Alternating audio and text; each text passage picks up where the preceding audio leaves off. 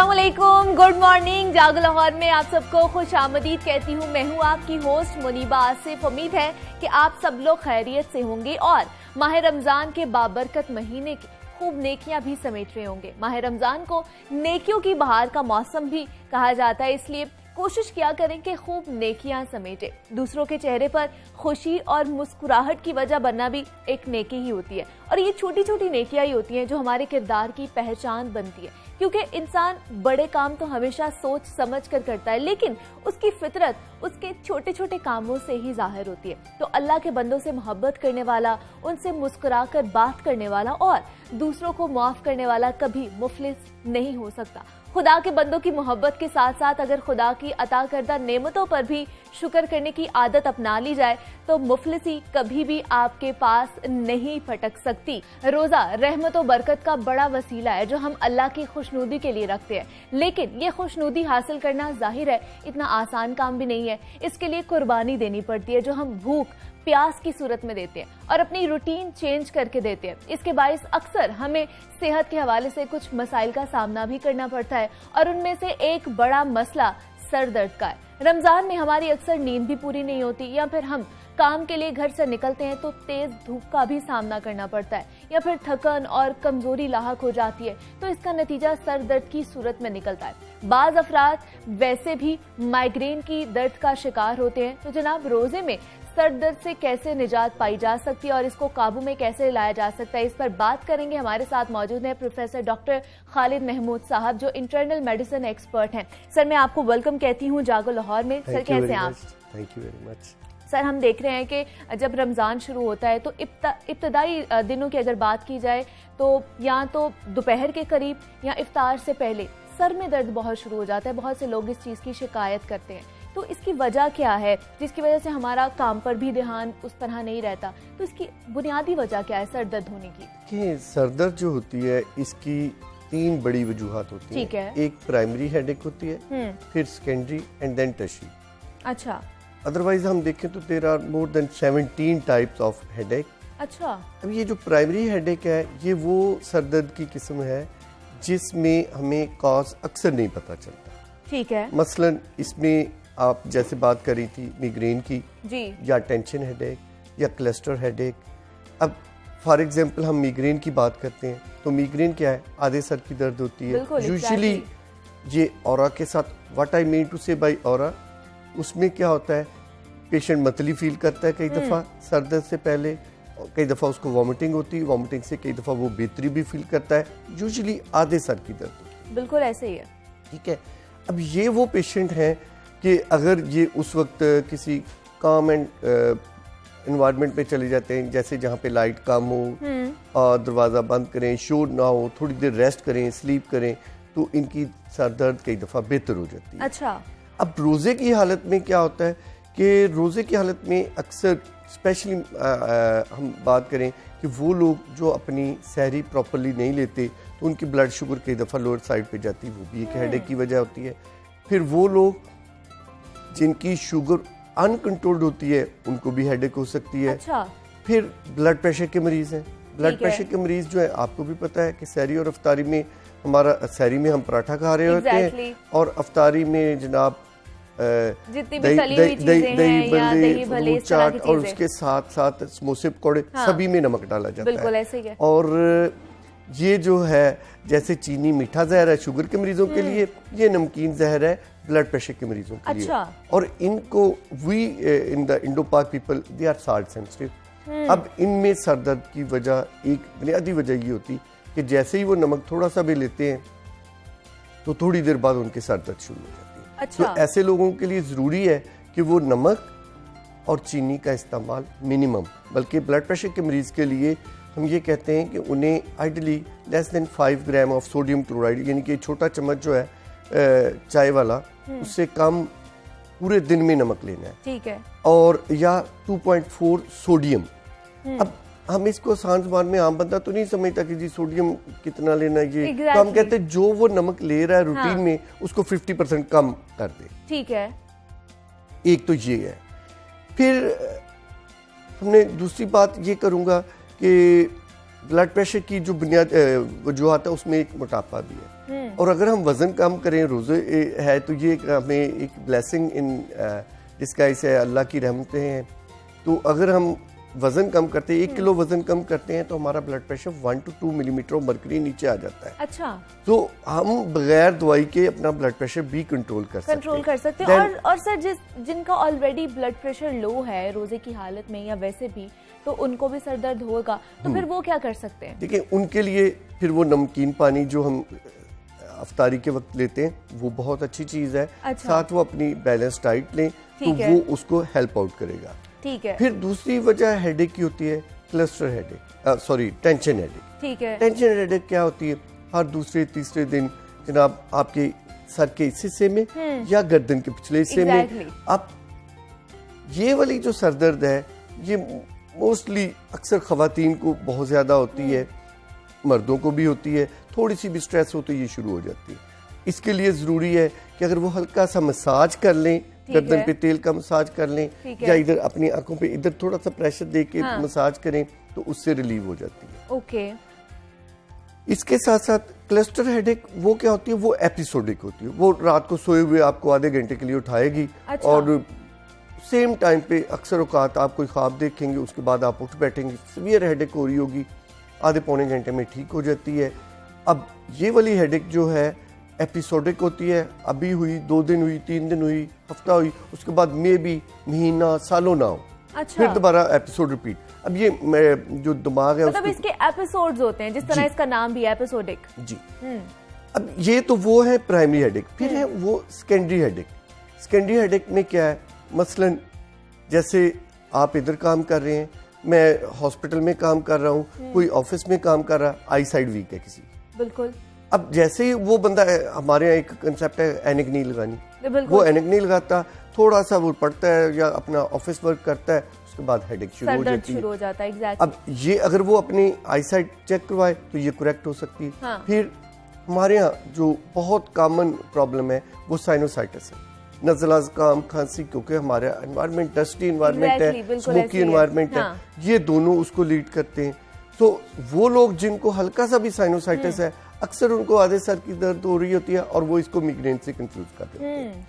अब उनके लिए जरूरी है कि वो अपने नाक कान गले के डॉक्टर को दिखाएं ताकि उसका प्रॉपर इलाज हो और वो इससे छुटकारा हासिल कर सके। ठीक है।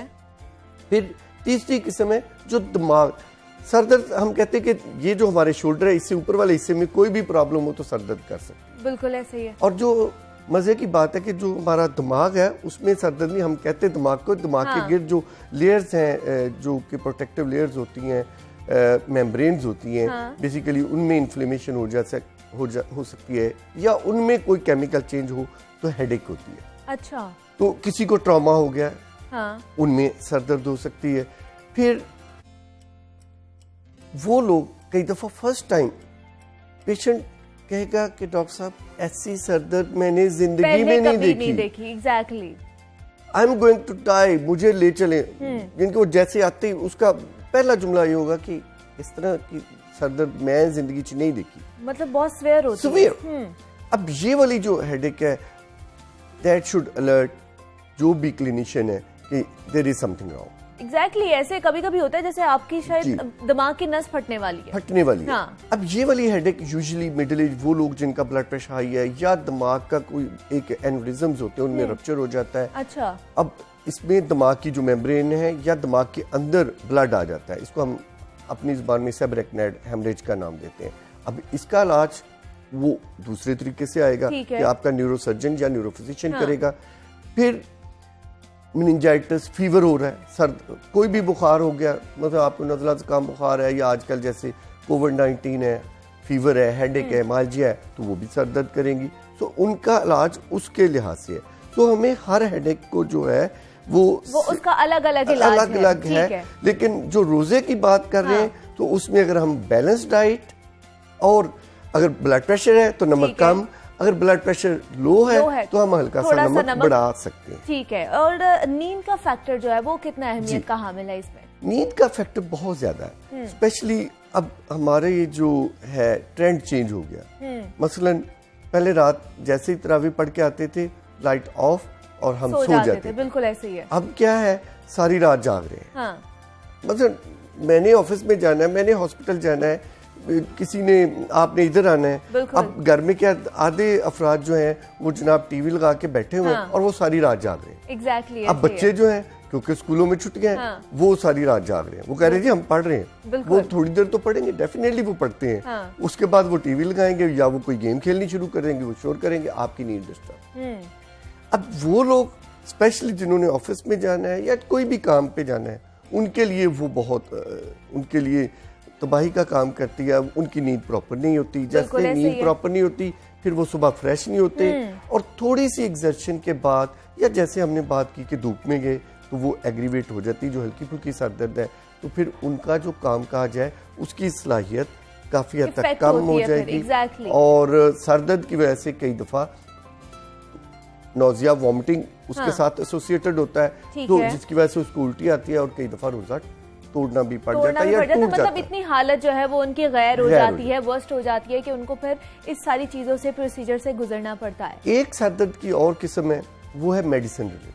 अच्छा। ओवर मेडिकेशन, कि कुछ लोग हैं कि अद्वियात का इस्तेमाल बेजा कर रहे होते हैं। ओके, ठीक है, उसमें उसकी वजह से भी हो सकती है। जैसे मैं बात करूंगा, खवातीन है तो वो हमल रोकने की अद्वियात इस्तेमाल करती हैं, वो हेडेक का बायस बनती।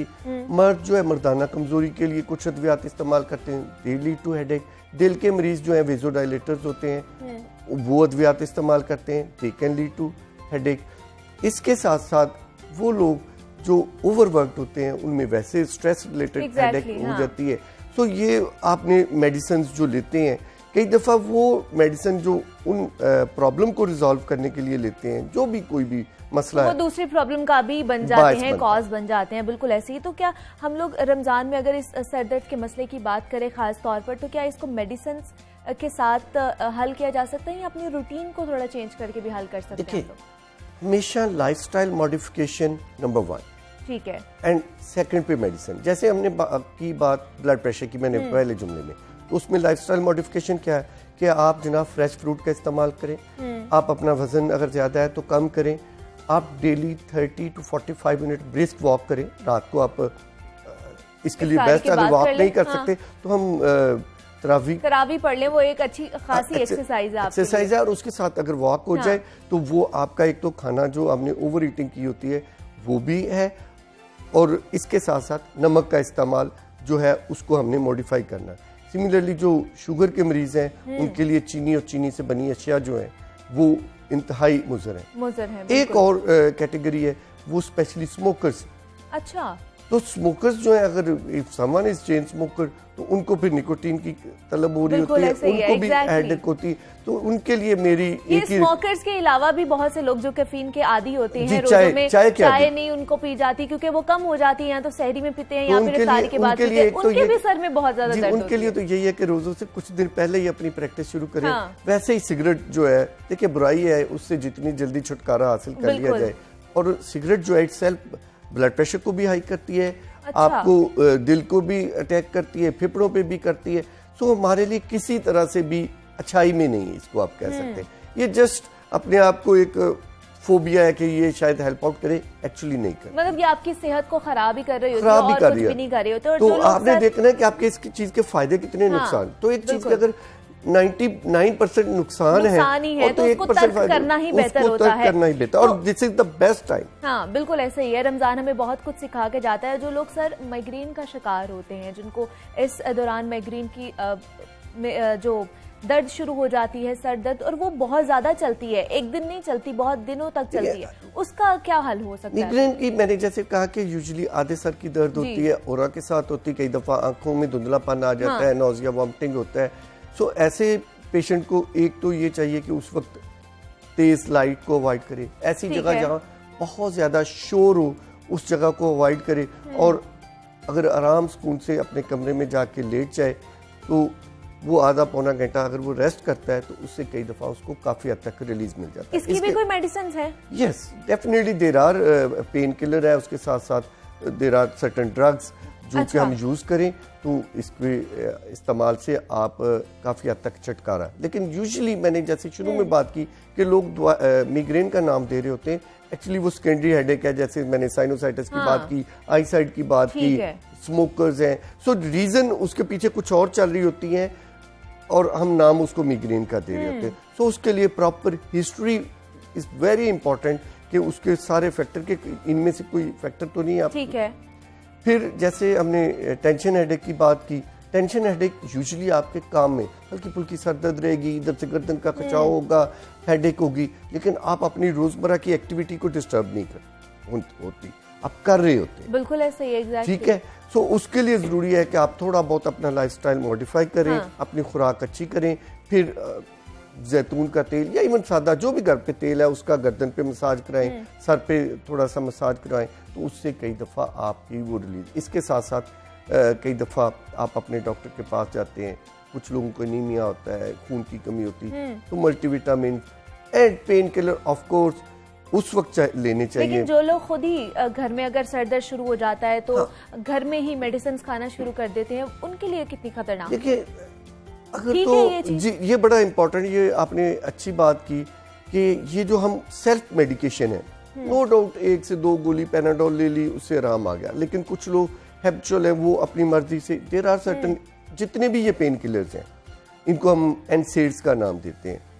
अब जैसे ये लेते हैं, if your stomach is sensitive to that particular drug, तो कई दफा ये होता है कि उनको सर दर्द से छुटकारा हुआ, मैदे की दर्द शुरू होगी, बिल्कुल इसे पेप्टिक डिजीज, और मैनी अ टाइम उसकी वजह से खून की उल्टी या जीआई ब्लीड हो जाती है। अच्छा, ये जो पेन किलर्स है, सो जिसमें एस्प्रिन है, ब्रूफिन है, डाइक्लोरन, पैनाडोल उस कैटेगरी में नहीं आती, लेकिन वो लोग जैसे जिगर का पेशेंट है, अगर वो पैनाडोल एक्स्ट्रा लेगा तो वो कई दफा जिगर की तकलीफ को बढ़ा देता है। तो आपने दवाई जो ओटीसी या ओवर द काउंटर ड्रग्स हैं वो आप वंस ले तो सकते हैं, लेकिन बेहतर है कि आप अपने डॉक्टर के मशवरे से रजू करें और उनसे पहले बताएं कि हमें क्या मसला है, फिर भी वो आपको रिकमेंड करेंगे कि आपने क्या चीज़ करनी, क्योंकि डॉक्टर ज़्यादा बेहतर तरीके से जानते हैं। प्रोफेसर डॉक्टर खालिद महमूद हमारे साथ मौजूद थे,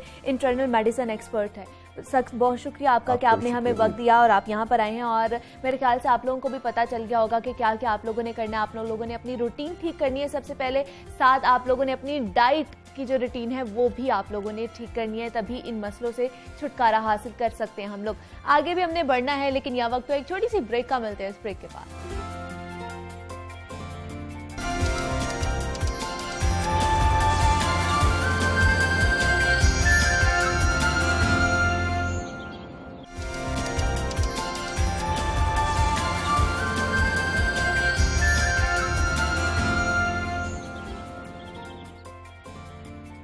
वेलकम बैक टू जागो Lahore and a very good morning जनाब। स्कूल जुज़वी तौर पर तो खुल गए हैं, मगर अभी भी बेशतर बच्चे घरों पर हैं जिनके स्कूल ईद के बाद खुलने के इम्कानात हैं, यानी हम कह सकते हैं कि बेशतर बच्चों की छुट्टियां मजीद बढ़ गई हैं। अब इस वक्त को मुस्बत और तामीरी वालिदैन के लिए एक बड़ा चैलेंज बन चुका है। 3 या 4 घंटे की ऑनलाइन क्लासेस के बाद बच्चे क्या करें, कितना खेलें, कितना टीवी देखें, क्या रूटीन रखें, ये एक बहुत ही बड़ा मसला है जो वालिदैन को इस वक्त दरपेश है। इसके साथ साथ एक मसला इम्तिहानात की तैयारी का भी है, और हमारे यहाँ बच्चों को रट्टा लगवाकर पढ़ने का बहुत ही ज्यादा रवाज है, यानी बच्चे पढ़ते हैं लेकिन समझ कर नहीं पढ़ते। अगर बच्चे समझ कर नहीं पढ़ेंगे, चीजों की बुनियादी अंडरस्टैंडिंग नहीं होगी, तो वो एक बेहतर और मौसर प्रोफेशनल के कैसे बन सकते हैं, इस हवाले से हम बात करेंगे। हमारे साथ मौजूद हैं ईमान आबिद खान है, सक्सेस कोच हैं और ट्रेनर भी हैं, और उनके साथ हमें ज्वाइन करेंगे माहिर तालीम इंजीनियर जवाद अब्रेज खान, हमारे साथ स्काइप पे मौजूद हैं।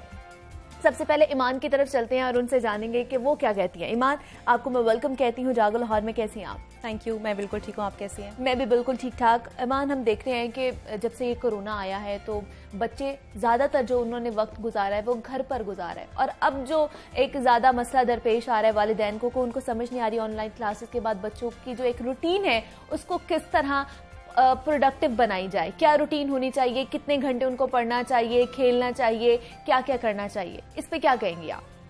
अच्छा, सो बेसिकली आई थिंक थोड़ा सा हम बच्चों को भी अगर इंसान समझें तो I think it will be great, क्योंकि आई थिंक उनके ऊपर भी उतना ही प्रेशर है जितना बाकी एडल्ट्स के ऊपर, एंड आई थिंक हम लोग बेहतर कोप कर सकते हैं बजाय बच्चों के, बिकॉज उनके लिए भी बहुत बड़ा शौक लगा है कि एकदम स्कूल्स बंद हो गए हैं and they just have to stay at home.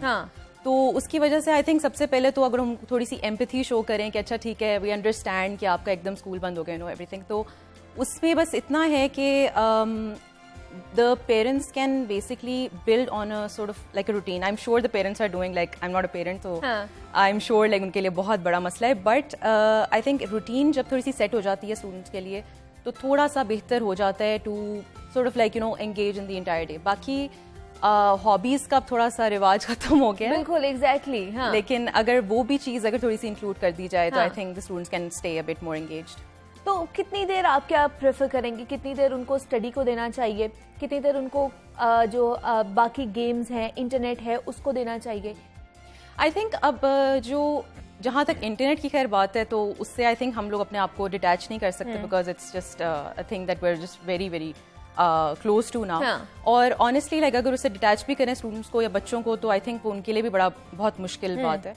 तो वही अगेन रूटीन अगर हम थोड़ी सी उनकी बना लें कि अगर I don't know like 2-3 hours उनको आप इंटरनेट के लिए दे दो, या बाकी अगर वो गेम्स भी खेल रहे हैं या अगर पढ़ाई भी करें तो अगर एक आप टाइम स्लॉट्स अगर बना दें, बेसिकली टाइम मैनेजमेंट की बात हो, बिल्कुल ऐसे ही है, तो उसके लिए वो भी ज्यादा वो भी थोड़े से कंफर्टेबल रहेंगे कि अच्छा घर में है, पेरेंट्स भी ज्यादा उकता नहीं जाएंगे. तो I think it's just to strike a balance between giving them enough internet time and giving them enough time to study as well. बिल्कुल ऐसे ही है. ईमान, आपसे मजीद भी बात करेंगे. हमारे साथ मौजूद है माहिर तालीम है इंजीनियर जवाद अब्रेज खान. जवाद, मैं आपको भी खुश आमदीद कहती हूँ जागो लाहौर में. कैसे हैं आप? अल्हम्दुलिल्लाह मैं ठीक हूँ, आप कैसी हैं? ठीक ठाक? मैं भी बिल्कुल ठीक ठाक हूँ. जवाद, ये एक बड़ा मसला आ रहा है पेरेंट्स को दरपेश के बच्चे घर पर हैं, उनकी रूटीन किस तरह बनाई जाए. अगर ऑनलाइन क्लासेस हो रही हैं, 3-4 घंटे की ऑनलाइन क्लासेस हैं, उसके बाद बच्चे क्या करें, कितना टाइम जो है अपनी गेम्स को दें, कितना टाइम प्रोडक्टिव तरीके से गुजारें. क्या कहेंगे आप माहिर तालीम है, क्या सजेस्ट करेंगे, किस तरह की रूटीन होनी चाहिए? देखें, ड्यू टू कोविड सारी दुनिया की ऑर्गेनाइजेशन ने, इंस्टीट्यूट्स ने बहुत ज़्यादा प्रॉब्लम इश्यूज को फेस किया, लेकिन सबसे ज़्यादा जो नुकसान हुआ और जो इश्यूज फेस किए वो प्राइवेट स्कूल एसोसिएशन ने और स्पेसिफिकली हमारे बच्चों ने जो तालीम हासिल कर रहे हैं, और उनमें भी ज़्यादातर उनकी तादाद है जो बच्चे स्कूल के अंदर एजुकेशन हासिल कर रहे हैं. देखें, अभी हमारे पास 2 ऑप्शंस थे, डू और डाई. कोविड के अंदर या तो हम हथियार फेंक देते या फिर कोशिश करते और भरपूर कोशिश करते और अपनी तरफ से अपना 100% देने की कोशिश करते. तमाम स्कूल्स के अंदर उन्होंने ऑनलाइन एजुकेशन को प्रमोट किया और बच्चों को घर बैठकर तालीम देने के लिए भरपूर कोशिश की. अब अल्हम्दुलिल्लाह पूरे पाकिस्तान के अंदर ऑनलाइन एजुकेशन जो है वो रवाज पा चुकी है. बच्चे ई कॉमर्स के थ्रू, मोबाइल कॉमर्स के थ्रू घरों में बैठकर एजुकेशन हासिल कर रहे हैं. अब सबसे ज्यादा जिम्मेदारी आयद होती है वालिदैन के ऊपर, पेरेंट्स के ऊपर कि वो बच्चों को कैसे ट्रेन करें.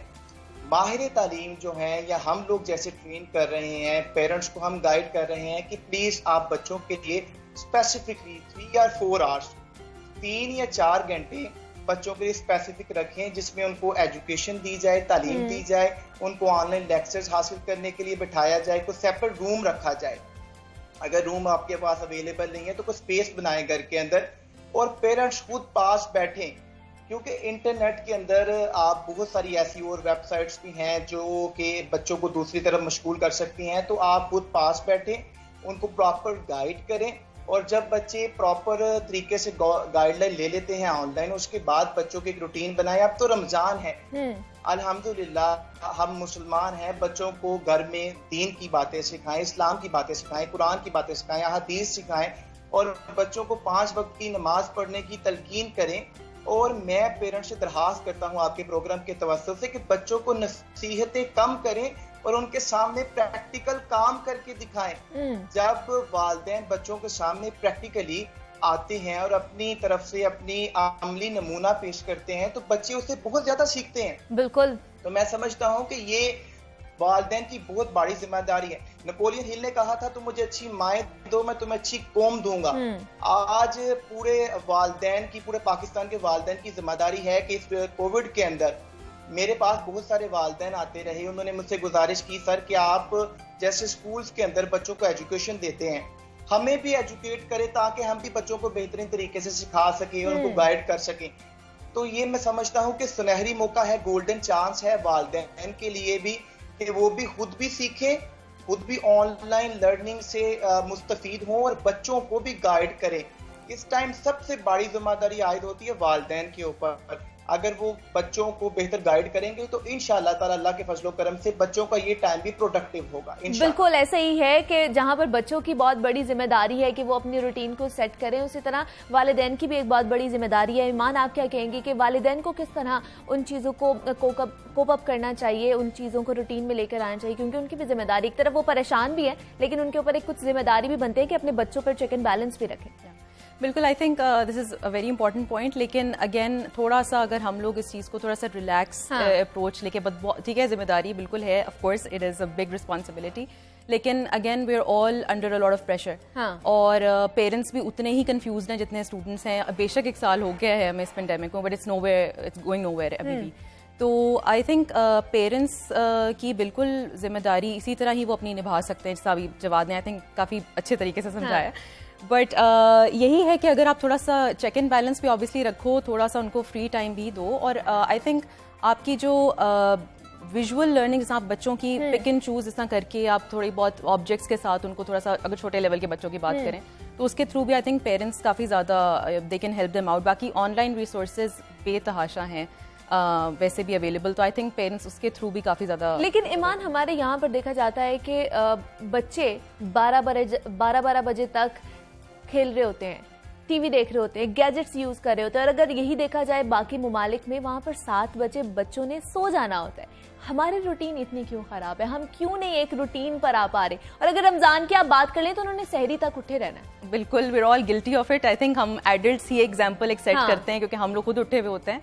बट आई थिंक इसका काफ़ी ज़्यादा हाथ अगर बाहर का हम कंपेयर करें तो उसमें यही है कि उनकी भी शॉप 6 o'clock बंद हो जाती है। तो ऑब्वियसली उनकी रूटीन एक किस्म की पूरे एक उनकी सिटी ही जब क्लोज हो जाएगी तो obviously they have to come back home, उन्होंने आराम ही करना है या डिनर वगैरह करके सो जाना है। तो इसी तरह ही अगर हमारी भी अगर शॉप्स रात के 12 बजे तक खुल रही हैं तो ऑब्वियसली हर फैमिली की एक डिफरेंट रूटीन है। कोई, हर किसी का अपना टाइम है, किसी का कुछ, तो उसके ऑब्वियसली हिसाब से आई थिंक ये भी एक सोसाइटी ही हमारी आई थिंक ऐसी एक बिल्ड हुई हुई है जिसपे रूटीन। लेकिन but then again I won't blame every parent, I think there are very great parents out there जो अपने बच्चों को बिल्कुल टाइम से सुलाते हैं। और ऐसे ही है, कुछ है ऐसे 50% को हम कह सकते हैं कि इस तरह के भी है जो पेरेंट्स जो अपनी जिम्मेदारी निभा रहे हैं। जवाद, मुझे आप बताइएगा, हम देखते हैं कि हमारे यहाँ बच्चों को गैर निसाबी किताबें पढ़ने की, मतलब एक हॉबी होती है ना, पढ़ने का क्रेज होता है, वो नहीं है। अगर उनसे बाहर आउटडोर एक्टिविटीज करवा ली जाए वो बहुत शौक से करेंगे, वीडियो गेम्स, टीवी देखेंगे, गैजेट्स यूज करेंगे, लेकिन ये किताबें पढ़ने से दूर होते जा रहे हैं हम। इसकी वजह क्या है, क्या लगता है आपको? देखिए, जब आपकी तालीम का मकसद और आपकी एजुकेशन का मकसद और आपकी किताबें पढ़ने का मकसद सिर्फ डिग्री लेना है और डिग्री लेकर भी आपने जब जॉब हासिल करनी है तो फिर किसी ने क्यों किताबें पढ़नी है, फिर क्यों किसी ने किताबों की तरफ आगे बढ़ना है? देखिए, ये एजुकेशन सिस्टम जो है पाकिस्तान का, इसके अंदर बहुत लकूनाज हैं, बहुत ज्यादा प्रॉब्लम्स हैं, बहुत इश्यूज हैं जिनको दूर करने की जरूरत है। हमारे स्कूल्स के अंदर, कॉलेजेस के अंदर और यूनिवर्सिटीज के अंदर बच्चों को सिर्फ ये सिखाया जाता है कि बेटा आप क्रैमिंग करें, रटा लगाएं, आप मैट्रिक में अच्छे मार्क्स लें, मैट्रिक में आप A+ लें, आप फलां कॉलेज में एडमिशन ले लेंगे, वहां पर आप अच्छे नंबर्स लें, फिर आप अच्छी यूनिवर्सिटी में चले जाएंगे, आप फिर रट्टा लगाकर यूनिवर्सिटीज में अच्छे नंबर लें ताकि आपको किसी कंपनी के अंदर जॉब मिल जाए, आपको नौकरी मिल जाए और आप नौकर बन जाए माजरत के साथ। लेकिन देखें, यहाँ पर हमने बच्चों का माइंड सेट करना है कि जिंदगी सिर्फ नौकरी के ऊपर नहीं चलती, जिंदगी के अंदर बहुत सारे एथिक्स सीखने पड़ते हैं, मॉरल वैल्यूज सीखनी पड़ती हैं, कैरेक्टर बिल्डिंग करनी पड़ती है, और कैरेक्टर बिल्डिंग के लिए, मॉरल एजुकेशन के लिए हमें किताबों की तरफ रुजू करना है। ये एक पॉइंट था। दूसरा पॉइंट ये कि देखें, हमारे माशरे के अंदर जो गैर निसाबी सरगर्मियां हैं वो बिल्कुल खत्म हो चुकी हैं। सरकारी लेवल पे कभी when I was a student, मैंने बहुत से डिबेट कॉम्पिटिशन्स में हिस्सा लिया, और हमें जब डिबेट कंपटीशन आते थे, मुशायरा कंपटीशन आते थे, और उसके बाद राइटिंग कंपटीशन आते थे, ऐसे कंपटीशन आते थे, तो हम लोग दूसरी किताबें भी पढ़ते थे, हमारा रुझान उस तरफ बनता था, ट्रेंड सेट हो चुका था। लेकिन अब ट्रेंड सिर्फ एक सेट हो चुका है, सोशल मीडिया या फिर आपका मोबाइल, इंटरनेट, फेसबुक और टिकटॉक और स्नैक। ये देखें, ये सारी जो चीजें हैं ये ट्रेंड बन चुका है। जब बच्चों के सामने ऐसी चीजें होंगी तो डेफिनेटली बच्चों को क्यों किताबें पढ़ने की जरूरत है जब ट्रेंड ही दूसरा चल चुका है। और दूसरी बड़ी वजह ये है, तीसरा पॉइंट इस बात का ये है कि हमारे टीचर्स, जब आपका टीचर स्कूल में, कॉलेज में, यूनिवर्सिटी में बच्चों के लिए रोल मॉडल नहीं बनता। देखें, हर तहजीब में, हर फील्ड में बच्चों के लिए कोई ना कोई रोल मॉडल होना चाहिए और बच्चे हमेशा उसको फॉलो करते हैं जो जिंदगी में कामयाब और कामरान नजर आता है। या तो वो मशहूर होता है, या उसके पास पैसा बहुत होता है, या उसके पास नॉलेज होता है, या इखलाक होता है। लेकिन अनफॉर्चुनेटली माजरत के साथ हमारे टीचर्स के पास नॉलेज बहुत कम है। हमारे टीचर्स किताबें पढ़ने की तरफ मूव नहीं करते। सब टीचर्स की बात नहीं कर, स्पेसिफिकली कुछ टीचर्स बहुत अच्छे भी हैं, लेकिन माइनॉरिटीज में ऐसे टीचर्स भी हैं जो किताबों की तरफ खुद भी रुजू नहीं करते। घर से लेक्चर को रटा मार के आते हैं, क्रैमिंग करके आते हैं और एज इट इज बच्चों को डिलीवर कर देते हैं। यहाँ पर हमें जरूरत इस उम्र की है कि हम बच्चों को इस तरफ लेकर आए, किताबें पढ़ने की तरफ लेकर आए, लेकिन पहले हम उनका रुझान डेवलप करें, ताकि हम बच्चों को बताएं कि देखें, अगर आप किताबें पढ़ेंगे तो आपको इस फील्ड का स्कोप है, अगर आप किताबें पढ़ेंगे तो आप ये बनेंगे, किताबें पढ़ेंगे तो आपके पास ये शाबाशी है, आपको ये मिलेगा, ये इनाम मिल सकता है। जब तक हम बच्चों के अंदर पैशन डेवलप नहीं करेंगे, शौक डेवलप नहीं करेंगे, हम बच्चों की सोच को डेवलप नहीं करेंगे, बच्चों की सोच को नहीं बदलेंगे, तब तक हमारी कौम माजरत के साथ नहीं बदल सकती और ना ही हमारे बच्चे किताबों की तरफ रुजू कर सकते हैं। तो लिहाजा अगर आप बच्चों को, अपनी कौम को किताबों की तरफ रुजू करवाना चाहते हैं तो इस तरह की एक्टिविटीज को परवान चढ़ाएं। टीचर्स जो है वो इस तरह का शौक बच्चों के अंदर डेवलप करें ताकि बच्चे किताबें पढ़ें और हकीकी मायनों में जो एजुकेशन है उसको सीखें। बिल्कुल ऐसे ही जवाब, कैरेक्टर बिल्डिंग बहुत ही ज्यादा जरूरी है। बिल्कुल ऐसे ही है। ईमान, आप क्या कहेंगे? कैरेक्टर बिल्डिंग बहुत ज्यादा जरूरी है। हमारे जो तालीमी निज़ाम है, जो हम लोग पढ़ रहे हैं, स्कूल, कॉलेजेस, यूनिवर्सिटीज करवा रहे हैं कैरेक्टर बिल्डिंग बच्चों की? अनफॉर्चुनेटली नहीं। फोकस सारा आपके ऑब्वियसली सिलेबस पे ही होता है और फिर उसके बाद the students are just clueless कि अच्छा आगे क्या करना है लाइफ में। तो आई थिंक तब हम जैसे लोगों का रोल आता है जहाँ पे लाइक हमारी जैसी ऑर्गेनाइजेशंस में who try to at least help people out, लेकिन इस तरह की ऑर्गेनाइजेशंस बहुत कम है ऑफ कोर्स। तो ऑर्गेनाइजेशंस तो ठीक है बन जाएं, बट यूनिवर्सिटीज में इटसेल्फ अगर ये चीज़ एड्रेस हो जाए तो आई थिंक ये पूरा मसला ही खत्म हो जाए। बिल्कुल ऐसे ही है। तो आई थिंक अभी I agree with Jawad as well कि अभी पूरा जो एक साल एक मिला था आई थिंक सबको, आई थिंक आगे पता नहीं अब और कितना टाइम भी है, तो this is a golden time, at least we can utilise it. Silver lining इसमें ये देख सकते हैं कि at least we are at home most of us, और उसमें we can just focus on character building अगर बच्चों की कर सकते हैं, and if we can focus on the good things in life perhaps, तो उससे शायद थोड़ा। लेकिन हमने देखा है ईमान, हॉबीज होना कितनी जरूरी है, क्योंकि आजकल बच्चों में हॉबीज नहीं है। ये कितना जरूरी है? पहले के अगर अपने ज़माने की मैं बात करूं तो हम लोग स्टैम्प्स जमा करते थे, हम लोग कॉइन्स जमा करते थे, डिफरेंट कॉइन्स, तितलियों के पर जो होते थे उनको इकट्ठा करते थे, गार्डनिंग होती थी, पेंटिंग होती थी। अब बच्चे इस साइड पे नहीं जाते। वही वाली बात है कि वो एक तो आई थिंक थोड़ा सा एक रिस्क फैक्टर भी आ गया अपने, not everyone can afford a garden at home या उस तरह, लेकिन यूजुअली बाहर अगर पार्क्स वगैरह में हम लोग भी साइकिलिंग कर लेते थे कभी बाहर, और अब आई थिंक वो रिस्क फैक्टर बहुत आ गया है। पेरेंट्स बहुत डर गए कि बच्चों को बाहर नहीं बेसिकली घर से। इंडोर भी तो बहुत सी ऐसी हॉबीज हो सकती है ना। गार्डनिंग, चले गार्डन नहीं है वो नहीं हो सकती, पेंटिंग हो सकती है, ड्राइंग आप कर सकते हैं अच्छी, आप इस तरह की चीजें कर सकते हैं। अब आपके पेरेंट्स साथ बैठे हैं, वो फोन पे लगे हुए हैं, तो बच्चा भी ऑब्वियसली अट्रैक्ट होगा ना। कि अगर आपके पेरेंट्स वो चीज कर रहे हैं, आपको एक मॉडल ही वो नजर आ रहा है, तो बच्चे भी वही करेंगे। I mean I have learned from my father, I have always seen him read a book, तो he has a big library at home, तो मैंने वहीं से एक चीज सीखी, यहीं से मैंने पढ़ा कि अच्छा बुक्स पढ़ना एक बहुत अच्छी बात होती है। ही टुक मी टू लाइब्रेरीज, तो मतलब मेरे भी टाइम पे पीसी आ गया था, पर्सनल कंप्यूटर वाज देयर, मेरा ईमेल एड्रेस बन चुका था at age 10, but I chose not to do that because वही तरबियत मेरे देखा मेरे father what he used to do, तो मैं भी वैसे ही करूं। तो इसी तरह ही आई थिंक पेरेंट्स का वाकई of course they are your role model, at least आपकी I think most of your life आपके रोल मॉडल ही रहते हैं। तो उसमें वो जो एग्जाम्पल्स, अगर वो हॉबीज की चीज को इंट्रोड्यूस कराएंगे कि अच्छा बच्चों या बच्चियों जो भी, like gender doesn't matter of course, कि बेकिंग के थ्रू उनको थोड़ा बहुत कर लें, it could be anything right. तो again parents are the role models, तो अगर वो कर सकते हैं तो ठीक है, I think that should be a stepping stone towards building a hobby in. बिल्कुल ऐसे ही है। और जवाब जिस तरह ईमान भी कह रही हैं कि पेरेंट्स को एक मॉडल होना चाहिए, क्योंकि आजकल जो बच्चे हैं वो कोरोना की वजह से घर पे ज़्यादा मौजूद हैं और पेरेंट्स को ही देख रहे हैं कि वो क्या करेंगे। और अगर पेरेंट्स ही किताबों की तरफ नहीं जाएंगे या इस तरह की एक्टिविटीज़ को अपनाएंगे नहीं, मोबाइल का यूज़ करेंगे, गैजेट्स का यूज़ करेंगे, तो बच्चे भी वही अडॉप्ट करेंगे ना उनसे। बिल्कुल ऐसा ही है, बिल्कुल ऐसा ही है। देखें, मैंने तो पहले भी आपसे गुजारिश की है कि जो मदर है या फादर है वो फर्स्ट स्कूल ऑफ थॉट होता है। और मैं समझता हूँ कि सिर्फ वालिदैन नहीं, वालिदैन के साथ साथ करैक्टर बिल्डिंग की अगर बात की जाए तो टीचर्स भी बहुत किरदार अदा करते हैं और माशरा भी बहुत किरदार अदा करता है, सोसाइटी बहुत अहम किरदार अदा करती है, आपके दोस्त अहबाब बहुत अहम किरदार अदा करते हैं।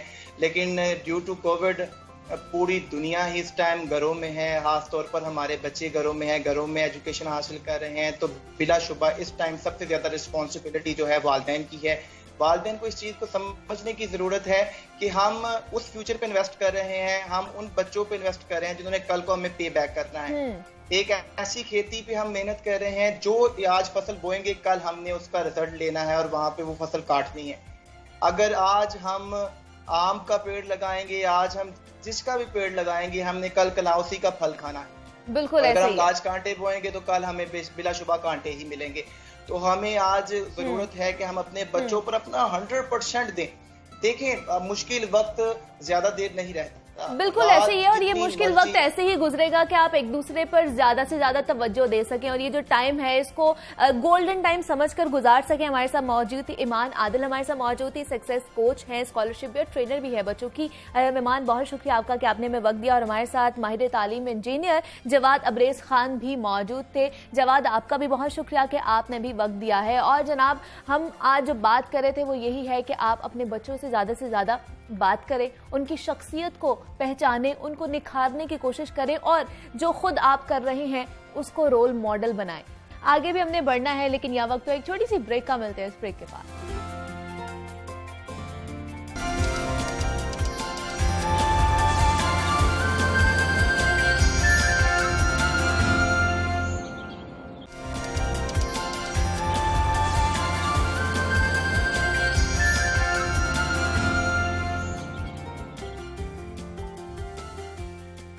वेलकम बैक टू जागो लाहौर। नाजरीन, माह रमजान अपनी रहमतें और बरकतें लिए जारी है, लेकिन इस बाबरकत महीने में भी लाहौरियों की मुश्किलात कम नहीं हो पा रही। कभी महंगाई तो कभी आटा और चीनी का बहरान घेर लेता है। ये मसले अभी हल नहीं हुए कि एक और मसला संगीन होता जा रहा है और वो मसला है बिजली और गैस की लोड शेडिंग का। मौसम गर्मा में भी शहर के मुख्तलिफ इलाकों में गैस की बंदिश और लो प्रेशर की शिकायत मौसूल हो रही है। शहरी सहरो इफ्तार के औकात में गैस ना मिलने की वजह से इंतहाई परेशान है। वॉल सिटी समेत गुलशन रावी, समनाबाद, राजगढ़, मुगलपुरा, बादामी बाग, गवाल मंडी, शादरा समेत शहर के मुतअद्दिद मुख्तलिफ इलाकों में शहरियों को गैस की बंदिश का सामना करना पड़ रहा है, जिसकी एक बड़ी वजह नाकिस और बोसीदा पाइपलाइन बनाई जाती है।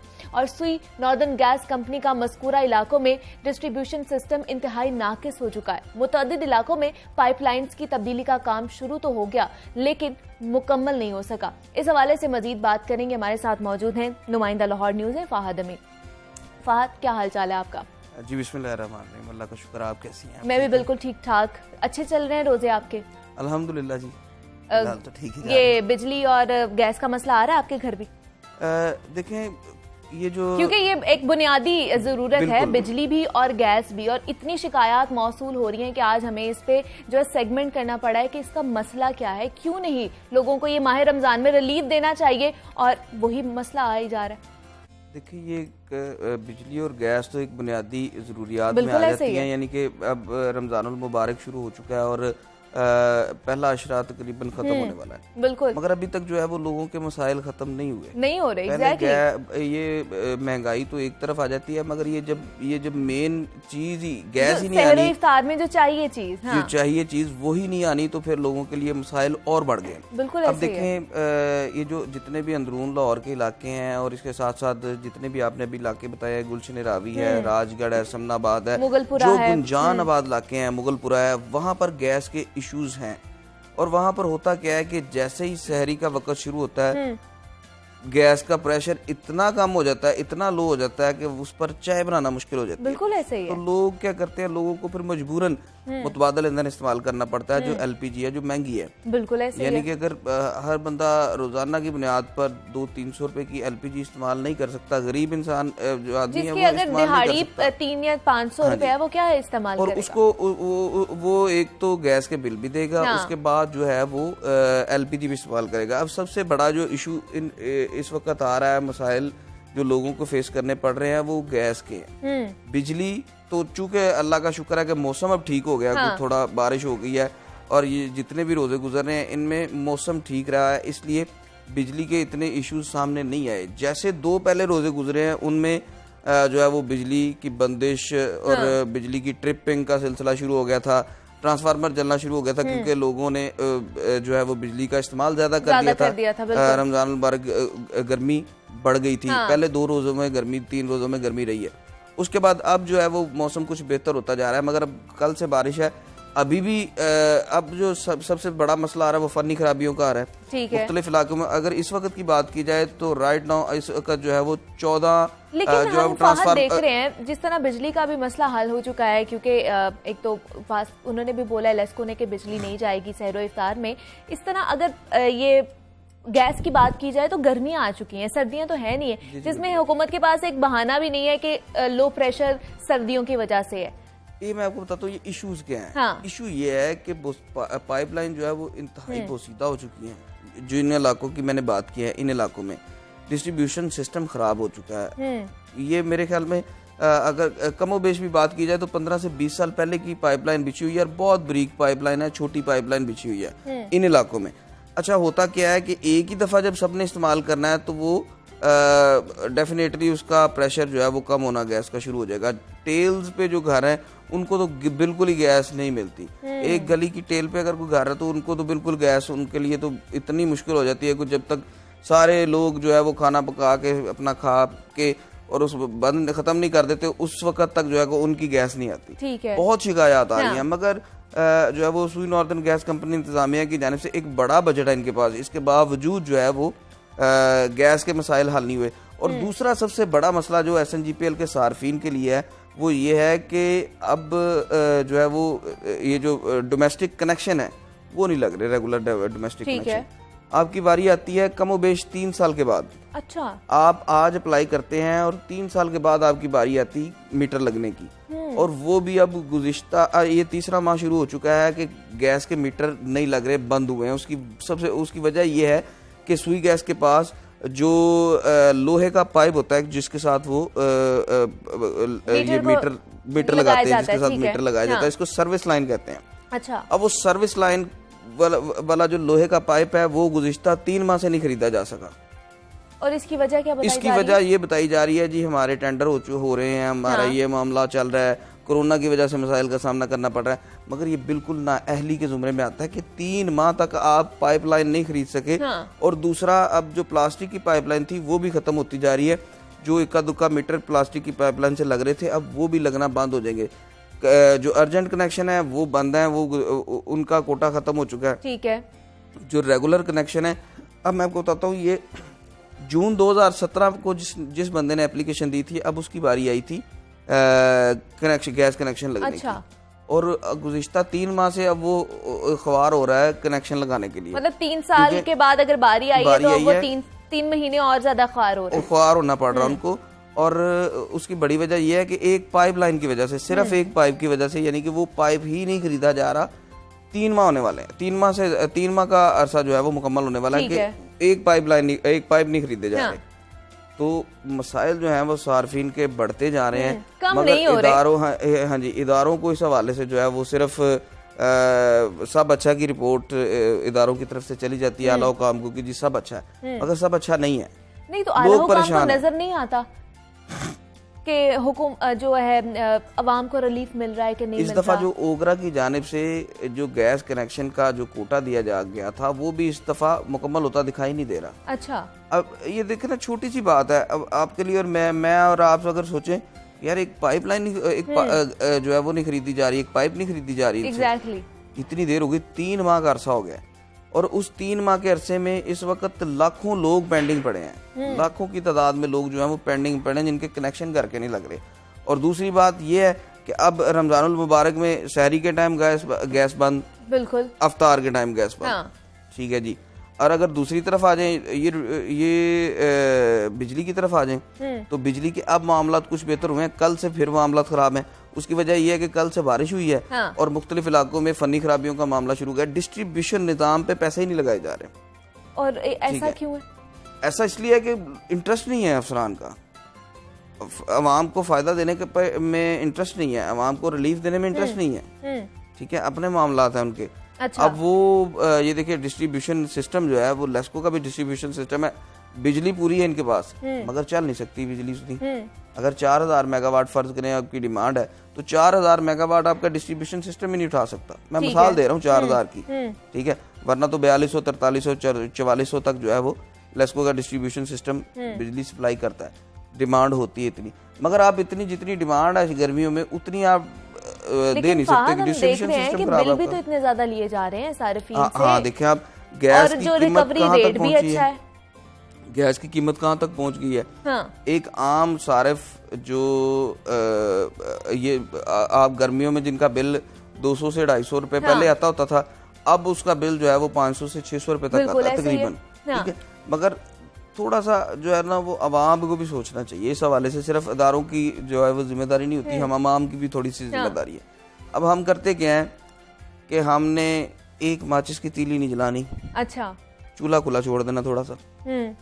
ठीक है, ये तकरीबन हर घर में खवातीन की ये आदत होती है, थोड़ा सा चूल्हा गैस का खुला छोड़ देंगी और माचिस की तीली नहीं जलानी पड़ेगी। बाद में जब वो घंटा चलता रहे, वो 2 घंटे चले, जब चाय बनानी है उस वक्त आके उस पर रखना है और उसको तेज गैस जाया होती रहती है, गैस जाया होती रहती है। अब दूसरा, जब गैस की कमी होती है तो हम लोग जो है वो मुतबादल अशिया इस्तेमाल करते हैं जो इलीगल है, जैसे कंप्रेसर लग जाता है। बिल्कुल ऐसे ही है। ये मैं इसी साइड पे आई थी कि सर्दियों में तो ये चीज यूज होती है, कंप्रेसर लगाया जाता है लो प्रेशर की वजह से। गर्मियों में भी ये लोग इस्तेमाल करते हैं। अब जिन इलाकों में गैस नहीं आ रही वो मजबूरन गर्मियों में कंप्रेसर लगाते हैं। अच्छा, वो लोग कंप्रेसर लगाते हैं ताकि उनकी सहर और रफ्तार में जो है वो गैस की जरूरत पूरी की जा सके, हो सके। जो नहीं लगाते वो बेचारे फिर वो बाजार से जो है वो एलपीजी ला के उस पर गुजारा करते हैं। तो ये मसाइल जो है वो आवाम के बढ़ते जा रहे हैं, देखने की जरूरत है इदारों को भी और खुद आवाम को भी। वो भी थोड़ा सा जो है वो कंप्रोमाइज करके चलें कि जितनी गैस, जितनी उनकी जरूरत है उतनी चीज़ इस्तेमाल करें, जो जरूरत नहीं है उसको लोगों के लिए, अपने मोहल्लेदारों के लिए, दोस्तों के लिए छोड़ दें। तो अगर आप बिजली की बात करें तो बिजली की अब देखें अब कीमत कहाँ से कहाँ तक पहुँच गई। बिल्कुल ऐसा ही है। मतलब रिकवरी रेट भी अच्छा है, बिल भी लोग दे रहे हैं, लेकिन बिजली उस तरह नहीं मिल रही लोगों को जिस तरह मिलनी चाहिए।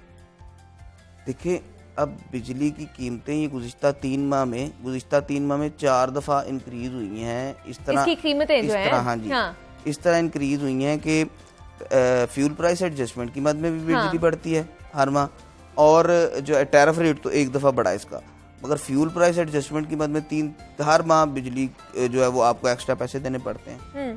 ठीक है ना, उसकी वजह ये है कि आप सस्ती बिजली हाइडल मंसूबे जितने भी थे वो उन पे काम ही नहीं हो रहा। अभी वो बनाए वो अभी उनसे जो है वो बिजली मिल नहीं रही। अब महकमा तवानाई पंजाब की जानिब से एक हाइडल मंसूबे सस्ते बनाए जा रहे थे, जो जितनी भी पंजाब के 36 अजला में जो नहरें थी, जो बड़ी नहरें थी, उन पे छोटे हाइडल जो है वो पावर प्लांट उन्होंने लगाने थे और उनसे बिजली पैदा करनी थी। मगर वो भी जो है वो उसका क्या नाम है, सिर्फ मंसूबे के तौर पर, कागजों के तौर पर जो है वो अभी तक मुकम्मल हुआ। अभी तक वो उसकी फिजिबिलिटी रिपोर्ट नहीं बन सकी। और ये महकमा पंजाब जो है वो तवानाई पंजाब की जानिब से ये कहा गया था कि इस साल के एंड तक जो है ये मामला क्लियर किए जाएंगे और ये मंसूबे जो हैं वो लगाए जाएंगे, लगाना शुरू कर देंगे।